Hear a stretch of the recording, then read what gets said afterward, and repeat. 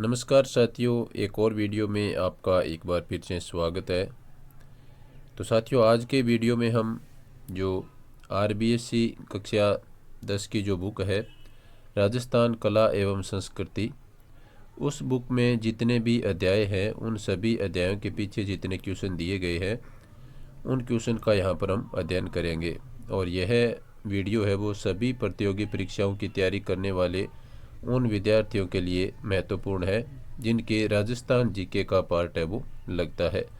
तो काफ़ी महत्वपूर्ण ये वीडियो रहने वाला है। तो जिनका अभी एग्ज़ाम होना है, रीट, सेकंड ग्रेड, स्कूल व्याख्याता, उन सभी प्रतियोगी परीक्षाओं के लिए जिनमें पटवार, वीडियो एग्ज़ाम आदि आते हैं, जहां राजस्थान जीके का पार्ट है, वो साथी सभी इस वीडियो को अवश्य देखें। इस वीडियो में से आपको बहुत से क्वेश्चन है वो आने वाले एग्ज़ाम में मिलने वाले हैं। तो अब अपने इस वीडियो की शुरुआत कर रहे हैं। सबसे पहले अपने देख रहे हैं अध्याय 1 है, उसमें किस प्रकार के क्वेश्चन पीछे दिए गए हैं। तो ये पहले अध्याय के क्वेश्चन हैं जिनका अध्ययन हम अब यहाँ पर शुरू कर रहे हैं। लगातार इस वीडियो में हम सभी अध्यायों के क्वेश्चन है वो देखेंगे। तो देखिए साथियों, पहला क्वेश्चन आज के अपने इस वीडियो का, कालीबंगा सभ्यता के बारे में पहला क्वेश्चन है कि कालीबंगा राजस्थान के किस ज़िले में स्थित है, ये आपको बताना है। तो साथियों, कालीबंगा सभ्यता सभी को पता है, काफ़ी आसान क्वेश्चन है और बहुत बार ये पुराने पेपरों में पूछा जा चुका है। तो कालीबंगा सभ्यता साथियों हनुमानगढ़ ज़िले में स्थित है। तो द ऑप्शन इसका राइट आंसर रहेगा। दूसरा क्वेश्चन है, राजपूतों की अग्निकुंड से उत्पत्ति का सिद्धांत है वो किसने दिया था। तो ये राजपूतों की उत्पत्ति से संबंधित दो कुछ सिद्धांत हैं। तो इसमें यहाँ पर आपसे पूछा गया है कि अग्निकुंड से उत्पत्ति का सिद्धांत किसने दिया था। तो साथियों ये सिद्धांत दिया था चंद्रबरदाई ने। ए ऑप्शन इस क्वेश्चन का राइट आंसर रहेगा। तीसरा क्वेश्चन है, पद्मिनी किस शासक की पत्नी थी। ये भी काफ़ी महत्वपूर्ण क्वेश्चन है। तो साथियों पद्मिनी है वो रतन सिंह की पत्नी थी। तो यहाँ पर बे ऑप्शन आपका राइट आंसर रहेगा। नेक्स्ट क्वेश्चन देखिए, पृथ्वीराज तृतीय ने किस वर्ष महोबा के चंदेल शासक को परास्त किया था। तो साथियों पृथ्वीराज तृतीय ने 1182 ईस्वी में महोबा के चंदेल शासक को परास्त किया था। पांचवा क्वेश्चन है पहले अध्याय का, कृष्णा कुमारी किस राज्य की राजकुमारी थी। तो साथियों कृष्णा कुमारी है वो मेवाड़ राज्य की राजकुमारी थी। अब इसके कुछ अति लघुतरात्मक जो क्वेश्चन है उनका मैं आपको आंसर यहाँ पर बताऊंगा। तो पहला अपना अति लघुतरात्मक क्वेश्चन है पहले अध्याय का। इसमें आपसे पूछा गया है कि गणेश्वर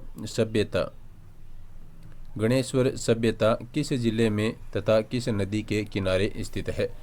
तो यहाँ पर आपको गणेश्वर सभ्यता के बारे में ये क्वेश्चन पूछा गया है। तो साथियों गणेश्वर सभ्यता है वो कांतली नदी के किनारे पर स्थित है। और कांतली नदी कहाँ पर स्थित है, नीम का थाना जो सीकर में पड़ता है वहाँ पर स्थित है।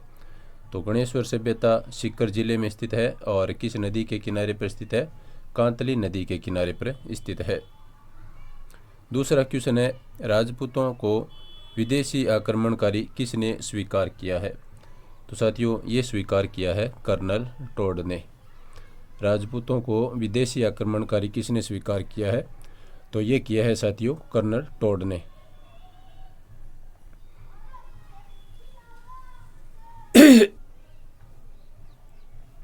तीसरा क्वेश्चन देखिए साथियों, राजस्थान के 4 उत्तर पाषाणकालीन स्थलों के नाम लिखने हैं। तो साथियों जो राजस्थान के 4 उत्तरकालीन जो पाषाणकालीन जो स्थल हैं वो इस प्रकार से हैं। मैं आपको सभी के नाम है वो बता देता हूं जिनके इस अध्याय में आए हुए हैं। आपको यहाँ पर 4 पूछा है, लेकिन मैं आपको सभी जो अध्याय इसमें पहले अध्याय में जो आए हुए हैं उत्तर पाषाणकालीन स्थल, उन सभी के नाम आपको बताता हूँ। तो पहला है आपका अजमेर, उसके बाद में दूसरा है आपका नागौर जो इस अध्याय में आया है। इसके बाद में तीसरा है आपका झुंझुनू, वो भी इस अध्याय में आया है। और इसके बाद में आपका है जयपुर, ये भी इस अध्याय में दिया गया है। और उसके बाद में है आपका उदयपुर, तो यहाँ पर मैं उदयपुर लिखता हूँ। इसके बाद में एक दिया है चित्तौड़, और एक आपका दिया है यहाँ पर इस अध्याय में जोधपुर। तो ये इतने हैं वो इस अध्याय में नाम दिए गए हैं किसके, जो उत्तर पाषाणकालीन स्थल हैं। यहाँ पर आपको 4 पूछा है, लेकिन मैंने सभी इस अध्याय में दिए गए स्थलों के नाम आपको बताए हैं। तो नेक्स्ट क्वेश्चन देखिए, चौथा क्वेश्चन है, महाभारत काल में मत्स्य जनपद का शासक कौन था। तो साथियों, महाभारत काल में मत्स्य जनपद का जो शासक था वो था विराट। तो विराट है वो मत्स्य जनपद के शासक थे महाभारत काल के समय, और इन्होंने विराट नगर को बसा करके विराट नगर को अपनी राजधानी बनाया था। 5वां क्वेश्चन है, अलाउद्दीन खिलजी के आक्रमण के समय चित्तौड़ का शासक कौन था। तो साथियों, उस समय चित्तौड़ का शासक था रावल रतन सिंह। रावल रतन सिंह है वो अलाउद्दीन खिलजी के समय चित्तौड़ का शासक था, रावल रतन सिंह। नेक्स्ट क्वेश्चन है अपना, राणा सांगा की समाधि कहाँ पर स्थित है। तो साथियों, राणा सांगा की जो समाधि है वो मांडलगढ़ भीलवाड़ा में स्थित है। कहाँ पर स्थित है? मांडलगढ़ भीलवाड़ा में। 7वां क्वेश्चन है इस अध्याय का, दिवेर का युद्ध कब व किन के मध्य लड़ा गया। काफ़ी महत्वपूर्ण क्वेश्चन है, और पुराने पेपरों में दिवेर के युद्ध का जो सन है वो बहुत बार पूछा गया है। तो साथियों, दिवेर का जो युद्ध है वो 1582 में लड़ा गया था। तो कब लड़ा गया? 1582 में। और किन के मध्य लड़ा गया? तो साथियों, ये लड़ा गया था आपका अमर सिंह और मुगल सेना के बीच में। 8वां क्वेश्चन देखिए, रूठी रानी के नाम से कौन प्रसिद्ध है। तो साथियों, रूठी रानी के नाम से उमादे है वो प्रसिद्ध है। ये भी क्वेश्चन काफ़ी बार पुराने पेपरों में पूछा गया है। और उमादे कौन थी? ये जैसलमेर के लूणकर्ण की पुत्री थी। नेक्स्ट देखिए, इसमें आपको सुमेलित करना है। तो एक तरफ आपको राजवंश दिया है और एक तरफ उसके संस्थापक दिए हैं। तो साथियों, राठौड़ जो राजवंश है इसके संस्थापक कौन है? तो इसके है राव सिंहा। इसके बाद में है आपका चौहान, तो इसके संस्थापक है वासुदेव। इसके बाद में है जाट, तो इसके संस्थापक है चूड़ामन। और कछवा राजवंश के संस्थापक है दुलेराय। तो यहाँ पर अपने जो पहला अध्याय है उसके बहुचयनात्मक और अति लघुतरात्मक क्वेश्चन पूरे हो चुके हैं। इसके बाद में अपने बात करते हैं दूसरे अध्याय के क्वेश्चंस की। दूसरे अध्याय का पहला क्वेश्चन देखिए साथियों, निम्नलिखित में से कौन पंचपीरों में शामिल नहीं है, वो आपको बताना है। ये क्वेश्चन काफ़ी बार पुराने पेपरों में पूछा जा चुका है। तो जो पंचपीर हैं उनमें कौन शामिल नहीं है? तो साथियों, इस क्वेश्चन का जो आपका आंसर रहेगा वो रहेगा द ऑप्शन में जो लिखा है तेजाजी, ये पंचपीरों में शामिल नहीं है। इसके बाद में नेक्स्ट देखिए, तेजाजी का जन्म किस जिले में हुआ था। तो साथियों, तेजाजी का जो जन्म है वो हुआ था आपका नागौर जिले में। तीसरा प्रश्न है, धन्ना किसके शिष्य थे। तो साथियों, धन्ना है वो रामानंद के शिष्य थे। तो बे ऑप्शन यहाँ पर आपका राइट आंसर रहेगा। नेक्स्ट क्वेश्चन देखिए, बिश्नोई संप्रदाय के प्रवर्तक कौन थे। तो ये क्वेश्चन भी काफ़ी बार पुराने पेपरों में पूछा जा चुका है। तो साथियों, बिश्नोई संप्रदाय के जो प्रवर्तक थे वो थे आपके जाम्बोजी। बे ऑप्शन यहाँ पर राइट आंसर रहेगा। अब अपने यहाँ पर बात करते हैं कुछ महत्वपूर्ण अति लघुतरात्मक क्वेश्चन, इनके भी आपको मैं आंसर है वो बताने वाला हूँ। तो पहला क्वेश्चन है साथियों, देवनारायण जी का मुख्य पूजा स्थल कहाँ पर स्थित है। तो साथियों, इनका जो मुख्य पूजा स्थल है वो आपका स्थित है आसींद भीलवाड़ा में। आसींद जो कि भीलवाड़ा में पड़ता है, पुराने ज़िलों के अनुसार मैं आपको यहाँ पर बता रहा हूँ। इसके बाद में नेक्स्ट अपना क्वेश्चन देखिए साथियों, रामदेव जी के माता पिता का नाम है वो क्या था। यहाँ से भी काफ़ी बार क्वेश्चन पूछा गया है कभी आपको रामदेव जी के माता का नाम पूछा जाता है तो कभी पिता का नाम है वो पूछा जाता है। तो यहाँ पर मैं आपको दोनों के नाम है वो बता रहा हूँ। तो रामदेव जी के माता पिता का नाम था साथियों, इनकी माता का नाम था मेणा दे और इनके पिता का नाम था अजमाल जी। अजमाल जी है वो रामदेव जी के पिता का नाम था। और इनकी पत्नी का नाम मैं आपको बता देता हूँ, वो था नेतल दे। नेतल दे है वो रामदेव जी की पत्नी का नाम था। नेक्स्ट क्वेश्चन देखिए, राजस्थान का कबीर किसे कहा जाता है? तो साथियों राजस्थान का कबीर है वो दादू दयाल जी को कहा जाता है। राजस्थान का कबीर किसे कहा जाता है?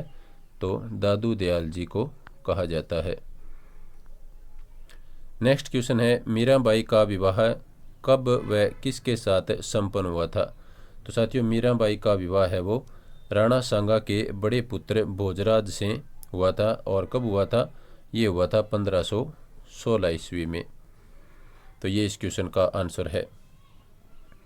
नेक्स्ट देखिए 5वां क्वेश्चन, राम स्नेही संप्रदाय के प्रवर्तक कौन थे? तो साथियों राम स्नेही संप्रदाय के प्रवर्तक थे रामचरण जी। रामचरण जी ये कौन थे? राम स्नेही संप्रदाय के प्रवर्तक थे। नेक्स्ट क्वेश्चन है अपना, मावजी का मुख्य मंदिर कहाँ स्थित है? तो साथियों मावजी का जो मुख्य मंदिर है वो है साबला ग्राम, जो कहाँ पड़ता है आपका डूंगरपुर ज़िले में पड़ता है। साबला ग्राम डूंगरपुर ज़िले में मावजी का मुख्य मंदिर है वो स्थित है। अब अपने पहुंच चुके हैं तीसरे अध्याय के जो क्वेश्चन है उन पर।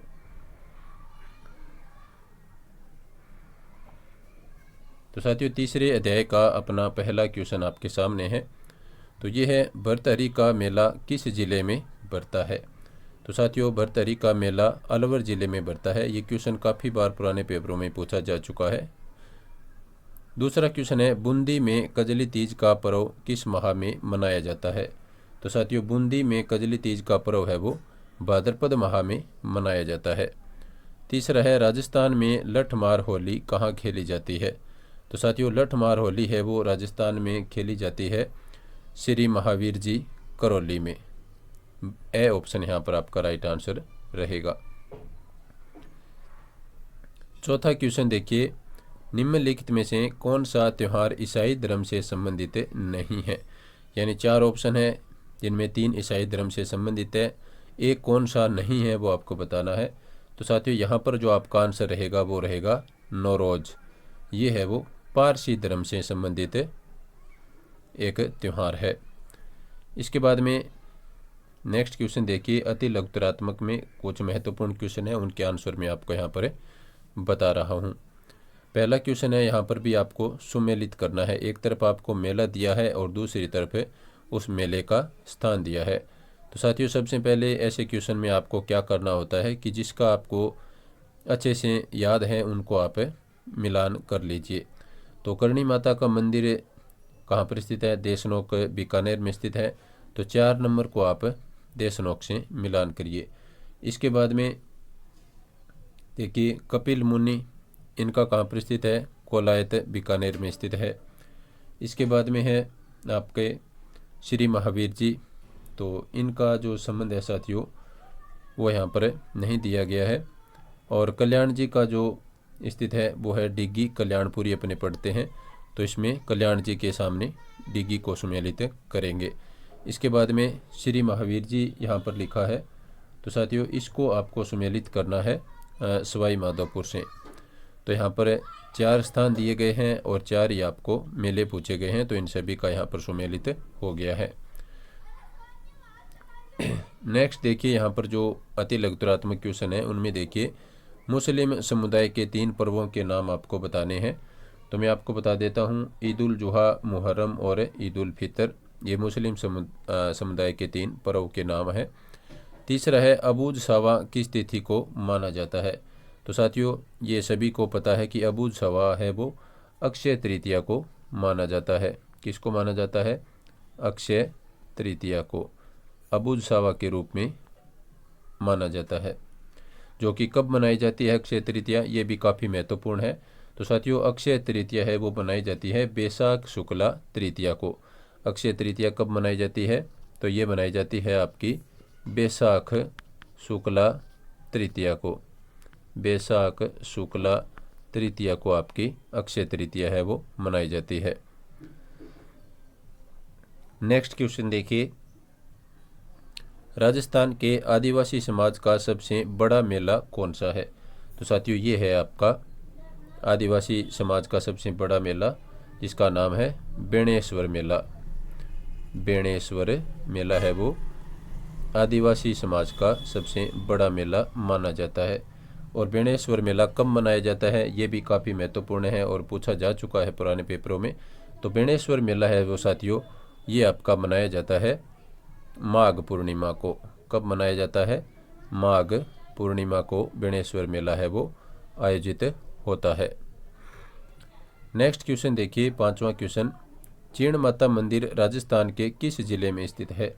तो साथियों, जीण माता मंदिर है वो राजस्थान में रेवासा सीकर में स्थित है। जीण माता मंदिर कहाँ पर स्थित है, रेवासा सीकर में।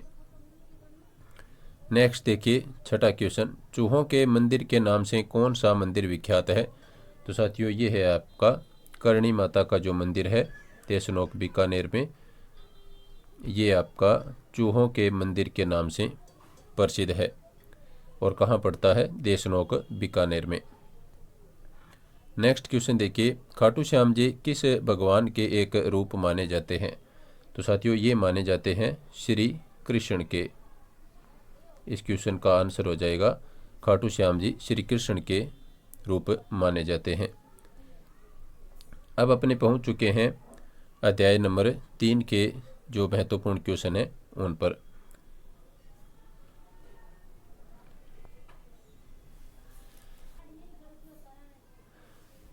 सॉरी साथियों, अपने चौथे अध्याय के क्वेश्चन पर पहुंच चुके हैं। तो अब आपके सामने जो क्वेश्चन है ये चौथे अध्याय के क्वेश्चन है। पहला क्वेश्चन है यहाँ पर, कसुमल रंग कौन सा होता है। तो साथियों, ये क्वेश्चन है वो आरएस प्री में पूछा गया है, अभी हाल ही में जो एग्ज़ाम हुआ है। तो कसुमल रंग साथियों ये होता है आपका लाल रंग। लाल रंग को क्या कहते हैं, कसुमल रंग कहते हैं। सीकर जिले का कौन सा स्थान गोटा उद्योग के लिए प्रसिद्ध है। तो साथियों, इस क्वेश्चन का आंसर हो जाएगा खंडेला है वो गोटा उद्योग के लिए प्रसिद्ध है सीकर जिले का। तीसरा क्वेश्चन है, बोरला नामक आभूषण स्त्रियां कहाँ धारण करती है। तो साथियों, बोरला है वो स्त्रियों द्वारा सिर पर धारण किया जाता है। चलते हैं नेक्स्ट क्वेश्चन पर। नेक्स्ट क्वेश्चन देखिए, दांतों के बीच में सोने की कील जड़वाना क्या कहलाता है। तो साथियों, ये कहलाता है चूंप। दांतों के बीच में सोने की कील जड़वाना क्या कहलाता है, चूंप। नेक्स्ट है, थेवा कला किस जिले से संबंधित है। पुराने जिलों के अनुसार ये क्वेश्चन है। तो थेवा कला साथियों प्रतापगढ़ जिले से संबंधित है। अब इस अध्याय के कुछ अति लघुतरात्मक क्वेश्चन जिनके आंसर मैं आपको यहाँ पर बताने जा रहा हूँ। तो पहला क्वेश्चन है अति लघुतरात्मक में अध्याय नंबर 4 का, मुर्की से आप क्या समझते हैं। तो साथियों, मुर्की क्या है, मुर्की है आपका पुरुषों के द्वारा कानों में धारण किया जाने वाला आभूषण। मुर्की क्या है, पुरुषों द्वारा कानों में धारण किया जाने वाला आभूषण। दूसरा क्वेश्चन है, स्त्रियों द्वारा गले में पहने जाने वाले 4 आभूषणों के नाम बताइए। तो साथियों, यहाँ पर मैं आपको स्त्रियों द्वारा गले में पहने जाने वाले 4 आभूषणों के नाम बताने जा रहा हूँ। तो इनमें पहला है थमण्यो, दूसरा है थेड्यो, तीसरा है ठुसी और चौथा है हंसली।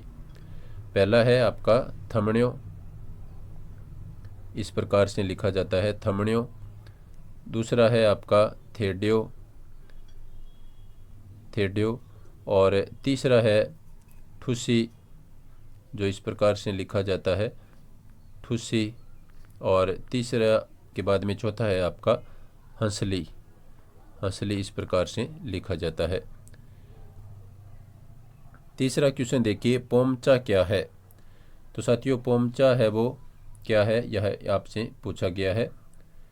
तो पोमचा है साथियों कमल के फूल के अभिप्राय युक्त एक ओढ़नी होती है जो कि आपके यदि बेटा हुआ है तो वहाँ पर पीला पोमचा दिया जाता है, और बेटी हुई है तो वहाँ पर आपको गुलाबी पोमचा दिया जाता है।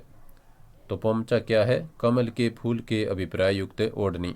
और ये आंसर जो मैं आपको बता रहा हूँ, इस पुस्तक में जिस प्रकार से आंसर है वो इन क्वेश्चन के माने गए हैं, उनके आधार पर मैं आपको आंसर बता रहा हूँ। चौथा क्वेश्चन है, स्त्रियों द्वारा लहरिया बांध की ओढ़नी किस माह में पहनी जाती है? तो साथियों, स्त्रियों द्वारा लहरिया बांध की जो ओढ़नी है वो श्रावण तीज के अवसर पर पहनी जाती है। कब पहनी जाती है? सावन की जो तीज होती है उस पर है वो स्त्रियों के द्वारा लहरिया बांध की ओढ़नी पहनी जाती है। पांचवा क्वेश्चन है यहाँ पर है, पेचवर्क से आप क्या समझते हैं? तो साथियों, पेचवर्क कहते हैं रंगीन कपड़े को टुकड़ों के रूप में डिजाइन काट करके वस्त्र सिलना। यानी रंगीन कपड़े के जो टुकड़े होते हैं अलग अलग रंगों के, उन टुकड़ों को डिजाइन के रूप में काट करके वस्त्रों के ऊपर सिलना है वो पेचवर्क कहलाता है। पैंजणी आभूषण के बारे में बताइए। तो साथियों, पैंजणी है वो पैर का आभूषण है। किसका आभूषण है पैंजणी? पैर का आभूषण है, और इसको पायल भी अपने कहते हैं। सातवां क्वेश्चन है, तारकशी के लिए कौन सा स्थान प्रसिद्ध है? तो साथियों, तारकशी के लिए नाथ द्वारा जो राजसमंद में स्थित है वह स्थान तारकशी के लिए प्रसिद्ध है। कौन सा स्थान? नाथ द्वारा राजसमंद। आठवां क्वेश्चन देखिए, राजस्थान में वस्त्र छपाई के लिए 2 बड़े केंद्रों के नाम बताइए। तो इस क्वेश्चन का मुझे प्रॉपर आंसर है वो इस बुक में नहीं मिला, इसके लिए आप इसको बुक को देख सकते हैं, क्योंकि आपको मैं गलत है वो नहीं बताना चाहता। नेक्स्ट अपना क्वेश्चन है, सुमेलित कीजिए। तो साथियों, इसमें आपको सुमेलित करना है। तो मैंने अभी आपको बताया था, तो ठुसी है वो किसका आभूषण है? गले का आभूषण है। और गले के लिए यहाँ पर क्या लिखा है? कंठ लिखा है। और पीपल पत्रा होता है आपके कान का आभूषण, और दामना आपके होता है अंगुली का एक आभूषण, और बोरला है वो सिर का आभूषण है। तो ये हो गए साथियों आपके चौथे अध्याय के क्वेश्चन। अब अपने चलते हैं 5वें अध्याय के क्वेश्चन। पिछवाई चित्रांकन किस शैली की विशेषता है? तो साथियों, पिछवाई चित्रांकन है वो नाथ द्वारा शैली की विशेषता है। ये क्वेश्चन काफ़ी बार पुराने पेपरों में पूछा जा चुका है। नेक्स्ट क्वेश्चन है, बनी ठनी किस चित्र शैली से संबंधित है? बहुत बार ये क्वेश्चन पुराने पेपरों में पूछा गया है।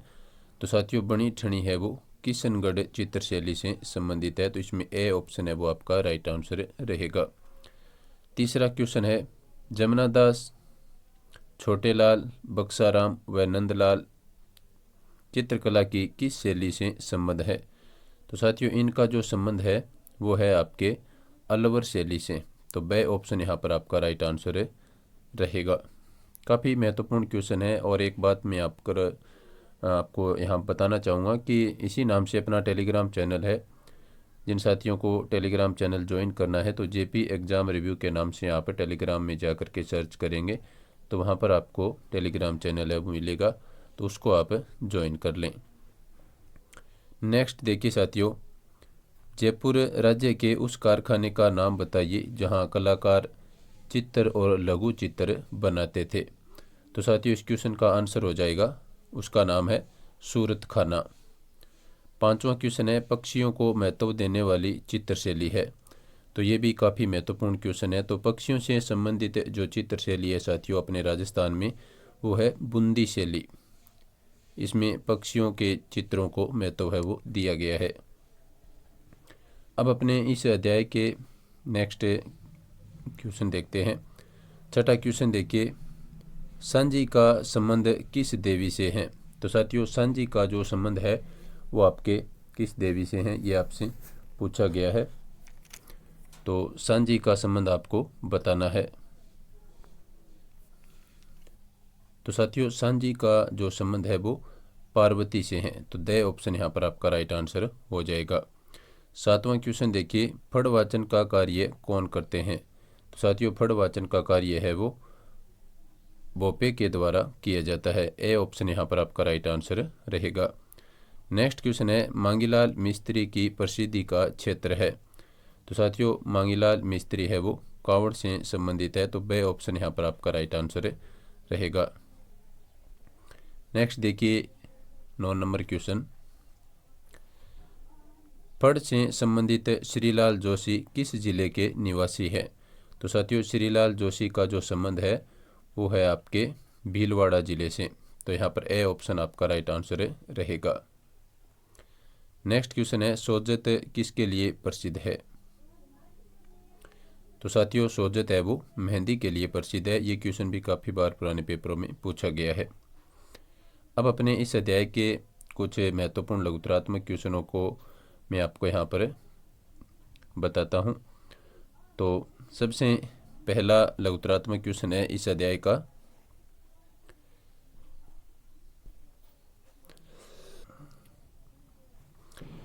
तो देखिए साथियों पहला क्वेश्चन है, चित्रशाला का परिचय दीजिए। तो साथियों चित्रशाला क्या है? तो मैं आपको बता दूं कि चित्रशाला का निर्माण है वो करवाया था राव उमेद सिंह के समय है वो चित्रशाला का निर्माण हुआ था। ये निर्माण का समय बता रहा हूँ मैं आपको, चित्रशाला का निर्माण है वो राव उमेद सिंह के समय हुआ था। और इसमें जो चित्रशाला में जंगली सूअर का शिकार करते हुए एक महत्वपूर्ण चित्र है वो इस चित्रशाला में है। इसके बाद में दूसरा क्वेश्चन है, बूंदी शैली की कोई 2 विशेषताएं बताइए। तो साथियों बूंदी शैली की 2 विशेषताओं के अंतर्गत आप ये मान सकते हैं कि यहाँ पर प्रकृति की विविधता और दूसरा है पशु पक्षियों का चित्रण इस शैली में किया गया है। प्रकृति की विविधता और पशु पक्षियों का चित्रण बूंदी शैली में किया गया है। राजस्थान में उपलब्ध सर्वाधिक प्राचीन चित्रित ग्रंथ कौन सा है? तो साथियों ये ग्रंथ है आपका ओद निरुक्ति वृत्ति एवं 10 वैकालिका सूत्र चूर्णी ग्रंथ। इसका पूरा नाम है ओद निरुक्ति वृत्ति एवं 10 वैकालिका सूत्र चूर्णी ग्रंथ है, जो कि जैसलमेर के जो भंडार है वहाँ पर रखा हुआ है। नेक्स्ट अपना क्वेश्चन है, निसारदीन कौन था? तो साथियों निसारदीन है वो उदयपुर शैली से संबंधित चित्रकार है और इन्होंने रागमाला ग्रंथ में चित्रित किया था।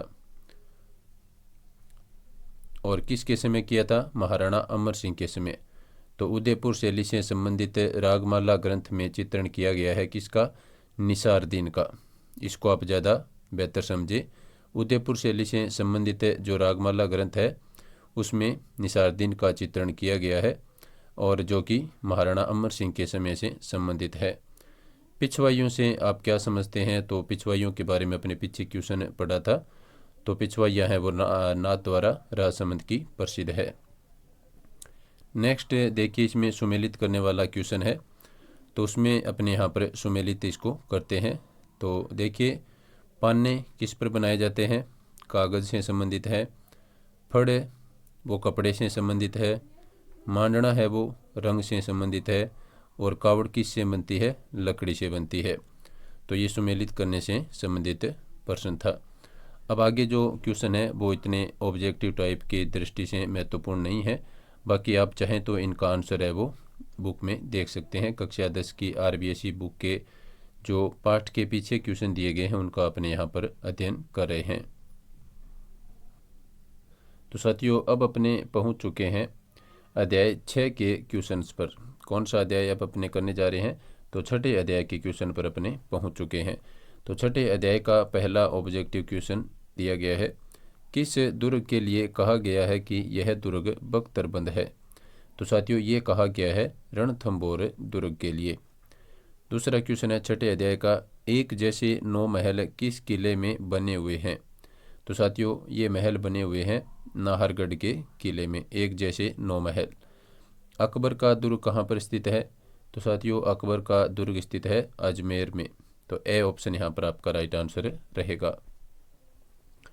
नेक्स्ट देखिए चौथा क्वेश्चन, हर्षद माता मंदिर कहाँ पर स्थित है? तो साथियों हर्षद माता मंदिर है वो अबानेरी दौसा में स्थित है। ये भी क्वेश्चन काफ़ी बार पुराने पेपरों में पूछा जा चुका है।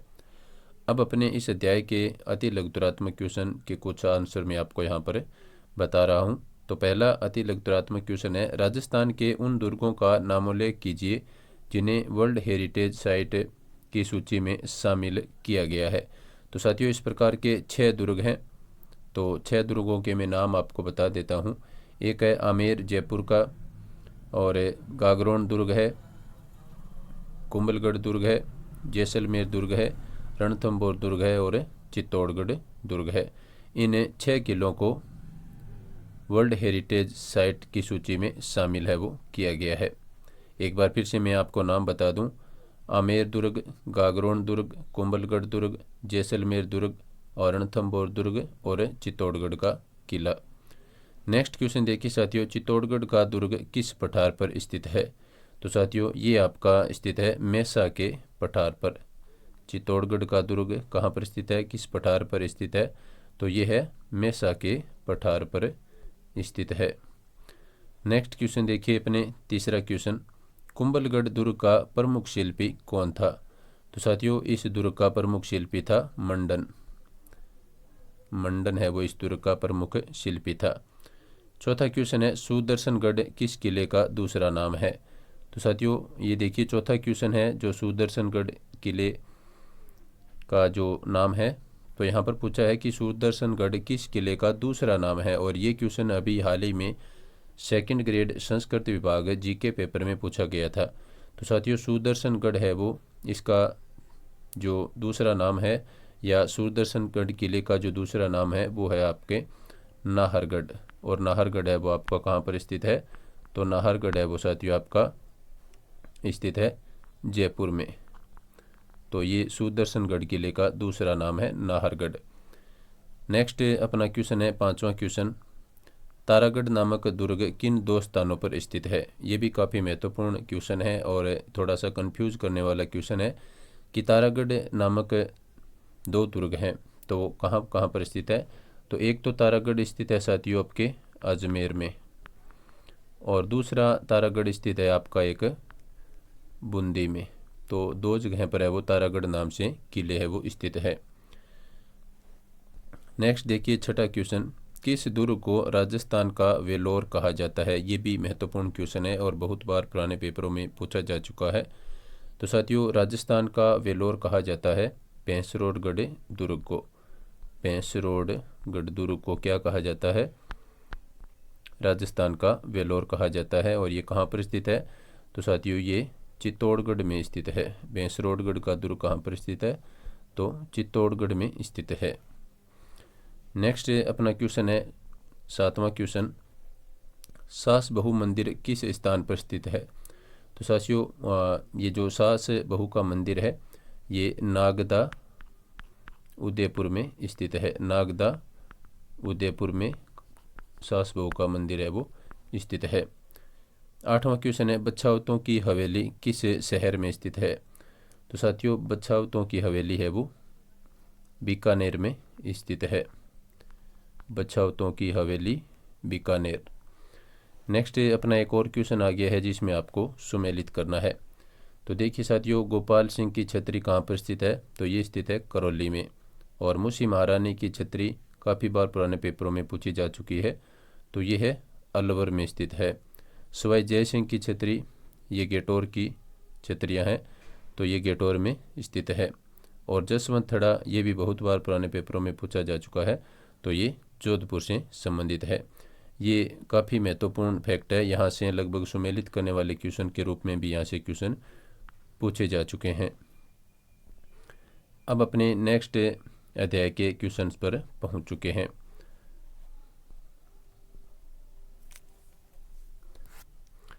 तो नेक्स्ट अध्याय के क्वेश्चन में देखिए साथियों 7वें अध्याय के क्वेश्चंस पर अपने पहुंच चुके हैं। तो ये 7वें अध्याय के क्वेश्चन देखिए, पटेल्या बिछियो और लालर क्या है? तो ये क्वेश्चन काफ़ी बार पुराने पेपरों में आया है। तो साथियों ये है राजस्थान के लोकगीत। नेक्स्ट क्वेश्चन है, लांगुरिया गीत किस देवी या देवता से संबंधित है? तो साथियों ये संबंधित है केला देवी से। तीसरा क्वेश्चन है, अल्लाह जिलाही बाई की प्रसिद्धि का कारण है? तो साथियों अल्लाह जिलाबाई का जो प्रसिद्धि के कारण है वो है मांड गायन। ए ऑप्शन यहाँ पर राइट आंसर रहेगा। इसके जो लघुतरात्मक क्वेश्चन है साथियों वो इतने महत्वपूर्ण नहीं है, बाकी इस बुक में यदि आप पढ़ेंगे तो इनके आंसर आपको मिल जाएंगे। यहाँ पर मैं आपको 2 क्वेश्चंस के आंसर है वो बता देता हूँ। तो एक तो देखिए चौथा क्वेश्चन, मायरा, हल्दी, घोड़ी आदि लोकगीत किस अवसर पर गाए जाते हैं? तो ये गाए जाते हैं साथियों विवाह के अवसर पर। और पांचवा क्वेश्चन है, जच्चा लोकगीत किस अवसर पर गाया जाता है? तो साथियों ये गाया जाता है बच्चे के जन्म पर। जच्चा लोकगीत कब गाया जाता है? बच्चे के जन्म पर गाया जाता है। अब अपने नेक्स्ट अध्याय के क्वेश्चंस पर चलते हैं जो कि आपके सामने हैं। अब अपने साथियों पहुंच चुके हैं 8वें अध्याय के क्वेश्चंस पर। ये है 8वें अध्याय के क्वेश्चन। तो देखिए पहला क्वेश्चन है, गिद्दड़ नृत्य का संबंध किस क्षेत्र से है? तो साथियों इसका संबंध है शेखावाटी क्षेत्र से। कच्छी घोड़ी नृत्य किस अवसर पर किया जाता है? तो साथियों कच्छी घोड़ी नृत्य है वो किया जाता है विवाह के अवसर पर। ढोल नृत्य किस जिले से संबंधित है? तो साथियों ढोल नृत्य का संबंध है जालौर जिले से। नेक्स्ट देखिए चौथा क्वेश्चन, लच्छी राम का संबंध किस लोक नाट्य से है? तो साथियों लच्छी राम का जो संबंध है वो कुचामनी ख्याल से है। तो बे ऑप्शन यहाँ पर आपका राइट आंसर हो जाएगा। पांचवा क्वेश्चन देखिए, चार बेंत कहाँ का प्रसिद्ध लोक नाट्य है? तो साथियों चार बेंत है वो टोंक जिले का प्रसिद्ध लोक नाट्य है। इसके बाद में जो इसके महत्वपूर्ण अतिलघुतरात्मक क्वेश्चन है उनमें देखिए अपने 2 नंबर क्वेश्चन का मैं आंसर आपको बताता हूं क्योंकि इसका आंसर है वो बड़ा हो जाएगा थोड़ा, तो इसको अपने छोड़ते हैं। 2 नंबर में देखिए, तमाशा लोकनाट्य किसके शासनकाल में प्रारंभ हुआ था? तो साथियों तमाशा लोकनाट्य है वो आपका प्रारंभ हुआ था प्रताप सिंह के शासनकाल में। प्रताप सिंह के शासनकाल में तमाशा लोकनाट्य की शुरुआत हुई थी। इसके बाद में नेक्स्ट जो अतिलघुतरात्मक क्वेश्चन है उनको देखिए। तो तीसरा अतिलघुतरात्मक क्वेश्चन देखिए साथियों, महात्मा गांधी को स्वतंत्र बावनी की प्रति किसने भेंट की थी? तो साथियों ये भेंट की थी तेज कवि ने। किसने भेंट की थी? तेज कवि ने ये प्रति भेंट की थी। चौथा क्वेश्चन है, हेला ख्याल किस क्षेत्र का प्रसिद्ध लोकनाट्य है? तो साथियों हेला ख्याल है वो आपका लाल सोट दौसा का प्रसिद्ध है। लाल सोट दौसा का प्रसिद्ध है। कौन सा ख्याल? हेला ख्याल लाल सोट दौसा जिले का प्रसिद्ध है। इसके बाद में नेक्स्ट क्वेश्चन देखिए 5 नंबर क्वेश्चन, 13 ताली नृत्य किस लोक देवता की आराधना में किया जाता है? तो साथियों 13 ताली नृत्य है वो किया जाता है आपके रामदेव जी की आराधना में। रामदेव जी की आराधना में 13 ताली नृत्य है वो किया जाता है। गैर नृत्य में कौन से वाद्य यंत्र प्रयुक्त होते हैं?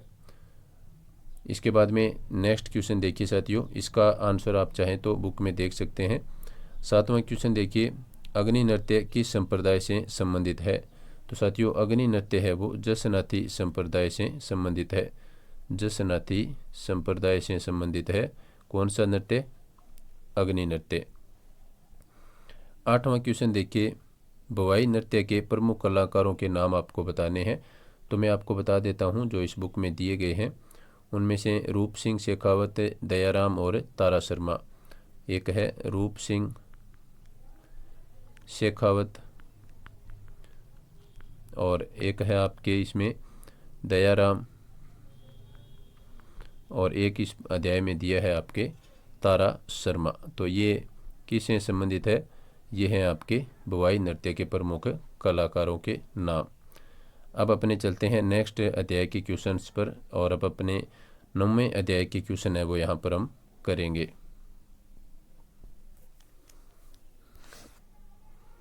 तो 9वें अध्याय का पहला क्वेश्चन देखिए साथियों, बातारी फुलवारी किसकी रचना है? तो ये क्वेश्चन बहुत बार पुराने पेपरों में पूछा जा चुका है। तो साथियों बातारी फुलवारी है वो विजय दानदेथा की महत्वपूर्ण कृति है। दूसरा क्वेश्चन है, जिस काव्य ग्रंथ में किसी राजा की कीर्ति, विजय, युद्ध, वीरता आदि का वर्णन हो उसे क्या कहते हैं? तो उसको साथियों कहा जाता है रसो। ये राजस्थानी साहित्य से संबंधित ये अध्याय काफ़ी महत्वपूर्ण है और इस अध्याय के हस्तलिखित नोट्स के रूप में अपने एक वीडियो कर चुके हैं। जिन साथियों ने वो वीडियो नहीं देखा है तो वो चैनल पर जा कर के देख सकते हैं। और राजस्थानी साहित्य एवं बोलियों से संबंधित आपका जो रीट पात्रता परीक्षा है उसमें प्रथम भाषा हिंदी में एक टॉपिक लगता है, तो उसमें आपको 1 से 2 क्वेश्चन हिंदी भाषा में पूछे जाएंगे। प्रथम भाषा के रूप में आपके ये टॉपिक लगता है। तो इस अध्याय के अति लघुतरात्मक प्रश्नों पर यदि अपने देखें तो पहला क्वेश्चन देखिए, पूर्वी राजस्थानी की 2 बोलियों के नाम लिखिए। तो साथियों, मैं आपको इस अध्याय में जो जितनी पूर्वी राजस्थानी की बोलियां हैं उन सभी के नाम आपको बता देता हूं। तो उनमें एक है ढूंढाड़ी, दूसरा हाड़ौती, तीसरा मेवाती, फिर है अहिरवाटी। और अहिरवाटी को क्या कहते हैं, दूसरे अन्य नाम से राठी जानते हैं, अहिरवाटी। तो अहिरवाटी एक इसकी बोली है और इसको राठी नाम से भी जाना जाता है। तो ये इसका उपनाम है। तो राजस्थानी जो पूर्वी राजस्थानी है उसकी बोलियों के मैंने नाम आपको बताए। एक बार फिर से मैं दोहरा देता हूँ, ढूंढाड़ी, हाड़ौती, मेवाती, अहिरवाटी। दूसरा क्वेश्चन देखिए, जमाल से आप क्या समझते हैं। तो जमाल क्या है, ये एक राजस्थानी काव्य का मात्रिक छंद है। जमाल क्या है, राजस्थानी काव्य का मात्रिक छंद है। क्या है जमाल, राजस्थानी काव्य का मात्रिक छंद है, वो जमाल है। नेक्स्ट क्वेश्चन देखिए, कन्हैयालाल शेटिया के 2 प्रमुख काव्य संग्रह बताइए। तो 2 काव्य संग्रहों के नाम मैं आपको बता देता हूँ। एक है इनका मिंजर और दूसरा है लील टांस। तो ये 2 काव्य संग्रह किनके हैं, कन्हैयालाल शेटिया के। नेक्स्ट क्वेश्चन देखिए, तीसरा क्वेश्चन, राणे जगतपर मर्स्यां किस शासक की मृत्यु पर लिखा गया था। तो साथियों, ये लिखा गया था मेवाड़ महाराणा जगत सिंह की मृत्यु पर। 5वां क्वेश्चन देखिए, सर्वप्रथम राजस्थान की भाषा के लिए राजस्थानी शब्द का प्रयोग किसने किया था। तो साथियों, ये किया था जॉर्ज अब्राहम ग्रियर्सन ने। काफ़ी महत्वपूर्ण क्वेश्चन है, बहुत बार पुराने पेपरों में पूछा जा चुका है। तो राजस्थानी भाषा के लिए राजस्थानी शब्द का प्रयोग है वो किसने किया था, जॉर्ज अब्राहम ग्रियर्सन ने। अब अपने चलते हैं नेक्स्ट अध्याय के क्वेश्चंस की तरफ। तो साथियों, 10वें अध्याय के क्वेश्चंस पर अपने पहुंच चुके हैं। ये 10वें अध्याय के क्वेश्चंस हैं।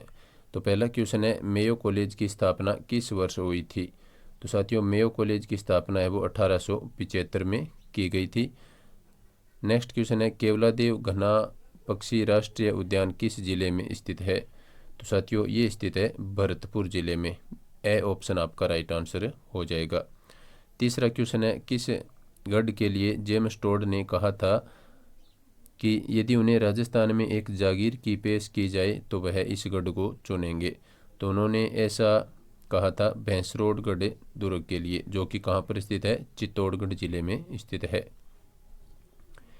चौथा क्वेश्चन देखिए साथियों, हवा महल का निर्माण किसने करवाया था। ये क्वेश्चन भी पुराने पेपरों में बहुत बार पूछा जा चुका है। तो साथियों, हवा महल का निर्माण करवाया था प्रताप सिंह ने।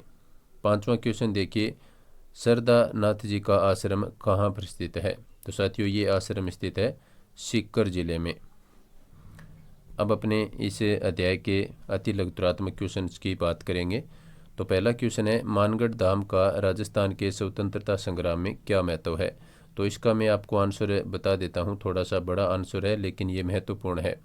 तो साथियों, सबसे पहले तो ये कि राजस्थान का जो मानगढ़ धाम है इसको राजस्थान का जलियांवाला बाग भी कहा जाता है। यानी राजस्थान का जलियांवाला बाग के नाम से यह प्रसिद्ध है, कौन, मानगढ़ धाम। और यहाँ पर जो मानगढ़ धाम है ये गोविंद गुरु की कर्मस्थली के रूप में माना जाता है, क्योंकि यहाँ पर है वो 17 नवंबर 1913 को, कब, 17 नवंबर 1913 को एक नरसंहार हुआ था। तो इसमें काफ़ी है वो ये जो आंदोलनकारी थे मारे गए थे। और एक अन्य महत्वपूर्ण फैक्ट है कि यहाँ पर माघ पूर्णिमा को मेला बरता है, माघ की पूर्णिमा को मेला बरता है। ये फैक्ट भी काफ़ी बार पुराने पेपरों में पूछा जा चुका है। नेक्स्ट अति लघुतरात्मक क्वेश्चन देखिए साथियों इस अध्याय का, जैसलमेर के 4 महत्वपूर्ण पर्यटन स्थलों के नाम आपको बताने हैं। तो मैं सभी के नाम आपको बता देता हूँ। तो जैसलमेर में एक तो है जैसलमेर का दुर्ग, और एक है डेजर्ट नेशनल पार्क, एक है पटवों की हवेली, एक है तनोट माता का मंदिर, और एक है रामदेवरा, और उसके बाद में बड़ा बाग। तो ये इतने पर्यटन स्थल है वो इस कक्षा 10 की बुक में दिए गए हैं। एक बार फिर से मैं आपको नाम बता देता हूँ। जैसलमेर दुर्ग, डेजर्ट नेशनल पार्क, पटवों की हवेली, तनोट माता मंदिर, रामदेवरा और बड़ा बाग। तीसरा क्वेश्चन देखिए, राष्ट्रीय उष्ण अनुसंधान केंद्र कहाँ पर स्थित है? तो साथियों ये आपका स्थित है जोहड़बीड़, बीकानेर में। राष्ट्रीय उष्ण अनुसंधान कहाँ पर स्थित है? जोहड़बीड़, बीकानेर में। ये काफ़ी बार पुराने पेपरों में पूछा जा चुका है। नेक्स्ट देखिए, ताल छापर अभयारण्य के प्रमुख आकर्षण क्या है? तो काले हिरण, इसका उत्तर हो जाएगा काले हिरण। नेक्स्ट देखिए, बारां में स्थित सीताबाड़ी का महत्व बताइए। तो साथियों जो बारां में स्थित सीताबाड़ी है उसका महत्व के रूप में यही इस किताब में लिखा है कि यहाँ पर सीता माता और लक्ष्मण जी के मंदिर स्थित है। और इसके बाद में यहाँ पर जो सीताबाड़ी है उसमें वाल्मीकि कुंड है, एक सीता कुंड है, एक लक्ष्मण कुंड है और एक सूर्य कुंड है। तो ये सीताबाड़ी में स्थित कुछ महत्वपूर्ण स्थल है। नेक्स्ट है, भवानी नाट्यशाला का निर्माण कब व कहाँ हुआ था? तो साथियों भवानी नाट्यशाला का निर्माण हुआ था 1921 ईस्वी में। और कहाँ पर हुआ है? गागरोन दुर्ग झालावाड़ में जो स्थित है उसके पास में भवानी नाट्यशाला स्थित है। अब यहाँ पर 7वां क्वेश्चन है सुमेलित करने वाला। तो देखिए साथियों, नागदा कहाँ पर स्थित है? नागदा स्थित है उदयपुर में। और कतरियासर कहाँ पर स्थित है? तो ये स्थित है बीकानेर में। खेतड़ी महल ये झुंझुनू में स्थित है। और सुंदा माता मंदिर है वो जालौर में स्थित है।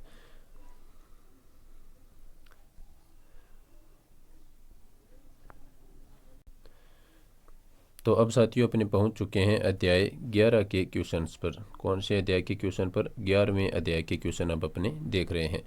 तो पहला क्वेश्चन है 11वें अध्याय का, स्वामी केशवानंद का जन्म किस जिले में हुआ था? तो साथियों इनका जन्म हुआ था सीकर जिले में। जयपुर फूट के जनक कौन थे? तो साथियों इसके जनक थे डॉक्टर पी के सेठी। और तीसरा क्वेश्चन है, इंसान पहले इंसान फिर हिंदू या मुसलमान, यह संदेश किसका है? तो साथियों इस क्वेश्चन का आंसर हो जाएगा आचार्य तुलसी का। नेक्स्ट क्वेश्चन देखिए, चौथा क्वेश्चन, वागड़ की मीरा किसे कहा जाता है? बहुत बार ये क्वेश्चन पुराने पेपरों में पूछा जा चुका है। तो साथियों वागड़ की मीरा कहा जाता है गवरी बाई को। पांचवा क्वेश्चन देखिए, परमवीर चक्र से सम्मानित होने वाले प्रथम राजस्थानी हैं? तो साथियों ये हैं राजस्थान के पीरू सिंह। इन्हें परमवीर चक्र से सम्मानित किया गया था। ये राजस्थान के प्रथम राजस्थानी हैं जिन्हें परमवीर चक्र से सम्मानित किया गया है। अब अपने इस अध्याय के अति लघुतरात्मक क्वेश्चंस के बारे में देख रहे हैं। तो पहला क्वेश्चन है, दुर्गादास राठौड़ का जन्म कब व कहाँ हुआ था? तो साथियों दुर्गादास राठौड़ का जन्म हुआ था 13 अगस्त 1638 को। 13 अगस्त 1638 को है वो दुर्गादास राठौड़ का जन्म हुआ था। कहाँ पर हुआ था? तो ये हुआ था सालवा गांव में। सालवा गांव में हुआ था। और ये सालवा गांव कहाँ पड़ता है? तो ये उसमें मारवाड़ रियासत का एक गांव था। नेक्स्ट क्वेश्चन देखिए, मेजर शैतान सिंह भारतीय सेना की किस कंपनी का नेतृत्व कर रहे थे? तो साथियों ये जो जिस सेना की कंपनी का नेतृत्व कर रहे थे उसका नाम था चार्ली कंपनी। क्या नाम था? Charlie company. नेक्स्ट देखिए, कर्पूर चंद कुलिस किस समाचार पत्र के संस्थापक थे? तो साथियों ये थे राजस्थान पत्रिका। राजस्थान पत्रिका के संस्थापक थे। नेक्स्ट देखिए, ब्लू पोट्री पर चित्रांकन के लिए प्रसिद्ध शिल्पकार कौन थे? तो साथियों ये भी काफ़ी महत्वपूर्ण क्वेश्चन है और बहुत बार पुराने पेपरों में पूछा जा चुका है। तो इस क्वेश्चन का आंसर हो जाएगा साथियों कृपाल सिंह शेखावत। कृपाल सिंह शेखावत है वो ब्लू पोट्री के प्रसिद्ध शिल्पकार थे। नेक्स्ट 5वां क्वेश्चन है, पत्रकारिता का भीष्म पितामह किसे कहा गया है। ये क्वेश्चन भी पुराने पेपरों में पूछा गया है। तो साथियों, पत्रकारिता का भीष्म पितामह कहा जाता है पंडित जाबरमल शर्मा को। पंडित जाबरमल शर्मा को है वो पत्रकारिता का भीष्म पितामह कहा जाता है। छठा क्वेश्चन देखिए, प्राचीन लिपिमाला ग्रंथ के रचनाकार कौन है। तो साथियों, इसके रचनाकार है G.H. ओझा। G.H. ओझा है वो प्राचीन लिपिमाला ग्रंथ के रचनाकार है। नेक्स्ट क्वेश्चन देखिए साथियों, 7 नंबर क्वेश्चन, बिज्जी किस साहित्यकार का उपनाम है। तो साथियों, ये क्वेश्चन भी बहुत बार पुराने पेपरों में पूछा गया है। तो बिज्जी साथियों उपनाम है वो विजयदान देथा का है। विजयदान देथा का उपनाम क्या है, बिज्जी, विजयदान देथा। 8वां क्वेश्चन है, कविराज श्यामल दास की महत्वपूर्ण रचना का नाम लिखिए। तो साथियों, इनकी महत्वपूर्ण जो रचना है वो है आपकी वीर विनोद। वीर विनोद। नेक्स्ट है 9वां क्वेश्चन, धरती दोहरारी गीत के रचयिता कौन थे। तो साथियों, इस गीत के रचयिता थे आपके कन्हैया लाल सेठिया। धरती दोहरारी गीत के रचयिता कौन है, कन्हैया लाल सेठिया है वो धरती दोहरारी गीत के रचयिता है। नेक्स्ट जो अपना क्वेश्चन है साथियों, सुमेलित करने से संबंधित एक बार फिर से क्वेश्चन है। तो इसमें एक तरफ आपको व्यक्ति दिया है, दूसरी तरफ उसका क्षेत्र दिया है।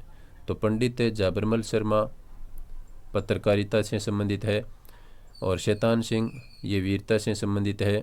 जगजीत सिंह, तो जगजीत सिंह साथियों गायन से संबंधित है, और गौरी बाई है वो भक्ति से संबंधित है। तो साथियों, ये 11 अध्याय के क्वेश्चन थे। इसके बाद में इस पुस्तक के पीछे कुछ महत्वपूर्ण संदर्भ ग्रंथ सूची दी गई है। तो यहाँ से भी आपको क्वेश्चन है वो पूछा जा सकता है, तो इसीलिए अपने यहाँ पर इसको भी कर लेते हैं। तो पहला यहाँ पर पुस्तक एक तरफ दी गई है और एक तरफ लेखक दिए गए हैं। तो पहली पुस्तक है आधुनिक राजस्थान का वृहद इतिहास खंड। इस पुस्तक के लेखक कौन है, डॉक्टर राम प्रताप व्यास।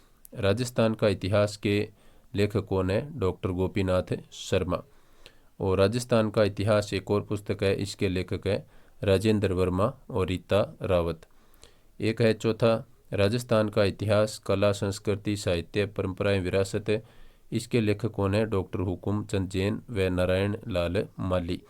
ये एक प्रमाणित पुस्तक है जो अपने राजस्थान की इतिहास और कला संस्कृति पढ़ते हैं। तो ये सभी यहाँ पर प्रमाणिक पुस्तक और उसके लेखक दिए गए हैं। नेक्स्ट देखिए 5 नंबर पर, राजस्थान का सांस्कृतिक इतिहास है। इसके लेखक हैं डॉक्टर गोपीनाथ शर्मा। और राजस्थान की सांस्कृतिक परंपरा, इसके लेखक हैं डॉक्टर जय सिंह नीरज और BL शर्मा। नेक्स्ट है राजस्थान के प्रमुख दुर्ग, डॉक्टर राघवेंद्र सिंह मनोहर। राजस्थान में भक्ति आंदोलन पुस्तक के लेखक है डॉक्टर पेमाराम। भारतीय चित्रकला एवं मूर्तिकला, इस पुस्तक के लेखक हैं डॉक्टर रीता प्रताप। और राजस्थान की सांझी कला, ये जो पुस्तक है इसके लेखक है डॉक्टर कहानी भानावत। नेक्स्ट देखिए भारतीय मूर्तिकला एवं स्थापत्य कला, इस पुस्तक के लेखक हैं मीनाक्षी कासलीवाल भारती।